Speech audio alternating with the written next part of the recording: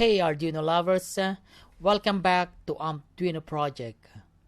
Let me start episode 4 with the idea that this tutorial that I'm making is dedicated for newcomers into the world of Arduino ecosystem, its environment and maybe tool chain, its hardware and its programming style. I initially intended for my friends in the DIY amplifier build to use Arduino solution for monitoring, controlling, and make a fast decision by software instead of a logic circuits. In this video, let's see the use of the serial monitor of the Arduino IDE, how to use it, and how to debug a program and display data gathered from the sensors such as DHT11. I also include some improvement of the man-machine interface or MMI of the LED, a way for the LED to communicate to the user.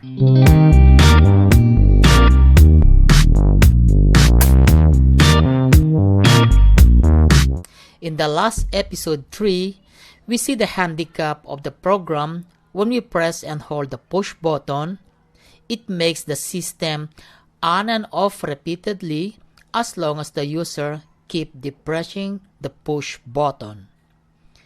We will see in the serial monitor and analyze what went wrong. The serial monitor, or sometimes called terminal monitor, is similar to hyperterminal, where the Arduino program can send information and serve as a data log. It can invoke from the Arduino sketch by pressing Shift plus Control plus M at the same time, and there you are, the serial monitor pop up on the screen. Before you can use the serial monitor, it needs a setup in the sketch. The baud rate can set to 9600 baud with the instruction serial begin 9600, and you can see also in the monitor of the same baud rate is 9600. That is, it must be the same. To use inside the program, you will need to provide your own data log to be transmitted to the serial monitor by using the instruction serial.print and attach the data you want to display, like a numeric or a string. Well, just to understand between the print and the println, which is quite important when displaying. Once set up and run the program, let's see the outcome of the data log. In the original program with an issue, we see the data log that it keeps on and off. The system is on the standby mode and to the active mode, standby mode, and to the active mode repeatedly while pressing the pause button. As we know, this is not good and it is not desirable. In the modified program, by adding a logic condition that the program will halt until the user will release the push button, we can see from the data log that this event is happening clearly, something that we can see and analyze. This is how I debug the program. Although this is still a simple one, it's good to have a practice on day one to use data logs, which have some benefit in dealing with large program. Once again, the data logs that you want to display, you can define by yourself something that it provide information of the logic of the program.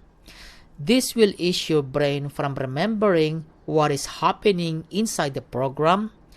By thinking a lot, that will going to burn a lot of calories and make you older faster. Another use of serial monitor is when you deal with sensors that you want to display its value.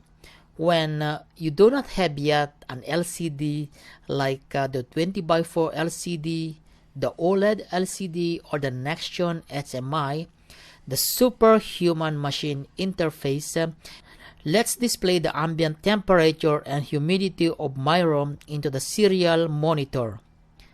To do that, let me interface the DHT11 This DHT11 is a popular sensor for reading the surrounding ambient temperature as well as the humidity. Again, I would like to thank those guys who made the libraries available as plug and play that I can easily use it in this program as a shareware and courseware. That is really awesome. Before I can use the DHT11 hardware, I need to assemble it nicely, use the correct interface cable, and here I am preparing in my working table.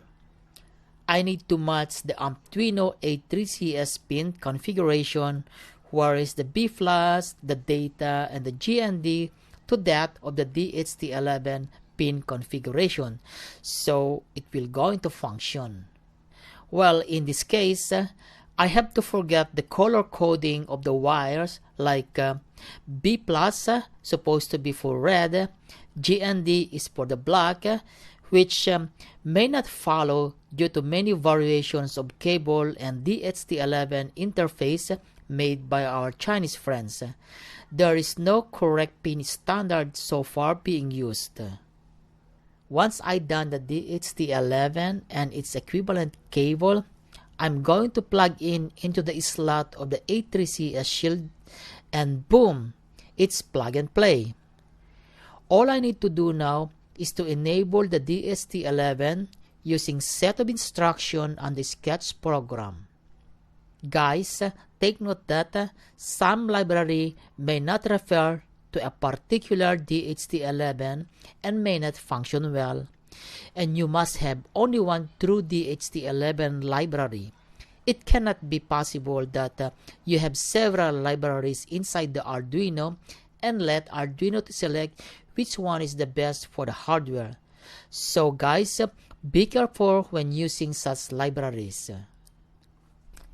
After a copy and paste of the program, which is really pretty easy, I did not even think about what's the detailed information about DHT11 or the DHT11 library. I made it anyway and ready to test.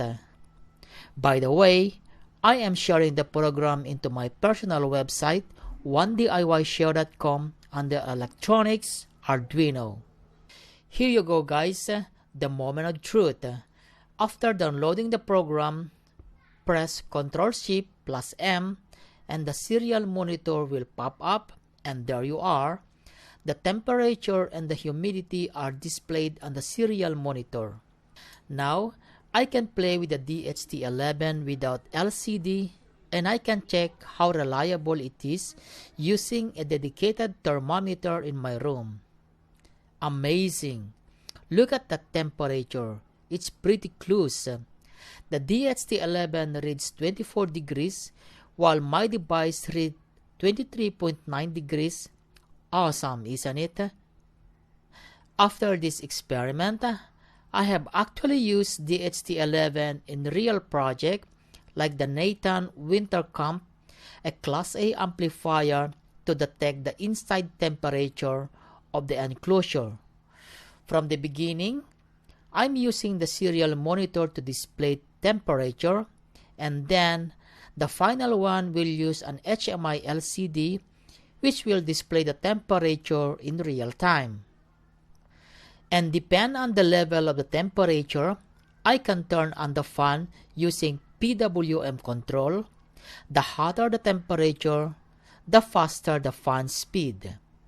I can even shut off the whole amplifier when it will get overheated. Awesome, isn't it?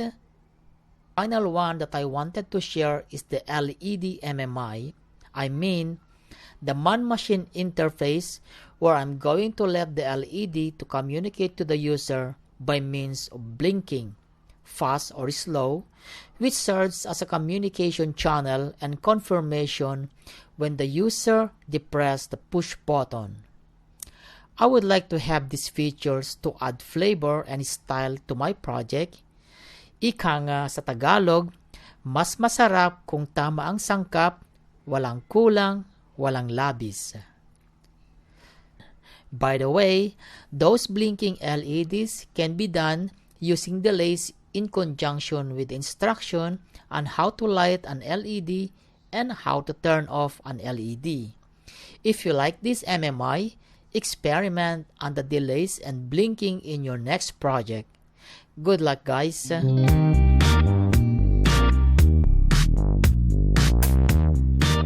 Time to say goodbye now for episode 4. I'm preparing for the 20x4 LCD, which is going to be the next thing to share in the next episode in the coming weeks.